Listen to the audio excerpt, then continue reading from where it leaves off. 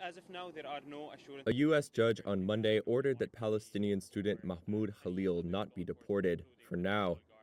Khalil had been a prominent figure in Columbia University's pro-Palestinian student protest movement last year. Just hours after telling Reuters that he was concerned the government was targeting him, Khalil was arrested Saturday night by U.S. Department of Homeland Security agents in front of his wife, a U.S. citizen who is 8 months pregnant, according to one of his lawyers. His arrest comes amid a crackdown on some of the student protesters by U.S. President Donald Trump, who branded Khalil a, quote, radical foreign pro-Hamas student on social media and said more arrests would follow. After his arrest, Khalil was moved to a federal jail for migrants in Louisiana to await deportation proceedings, according to his lawyers and a U.S. detainee database. New York Southern District Court Judge Jesse Furman has ordered a hearing in the case for Wednesday. Khalil's lawyers also urged Furman to order their client's return to New York.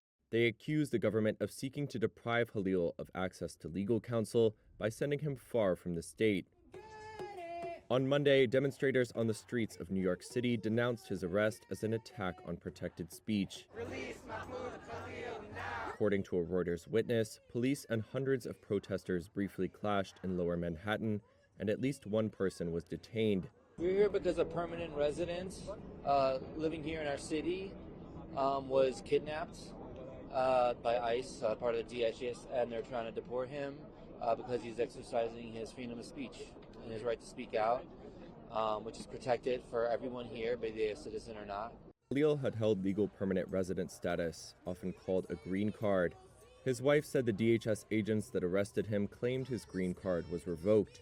However, it would entitle him to legal protections that may have been violated in his arrest, says immigration attorney Cyrus Mehta.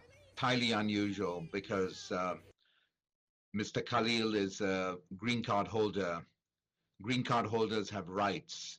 They just cannot be picked up in the way he has been and detained incognito. The person should have been convicted of a crime, a deportable offense. I don't believe Mr. Khalil has been convicted of such an offense, from what I know.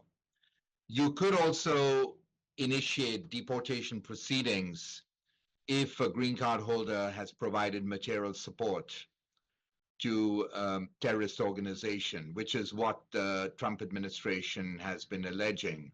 Mehta added that in such cases, the government has a high burden of proof, and that involvement in protests for Palestinian rights would not typically constitute material support to terrorism. The Trump administration has not said whether Khalil has been accused of or charged with a crime. However, Trump wrote that his presence in the U.S. was, quote, contrary to national and foreign policy interests.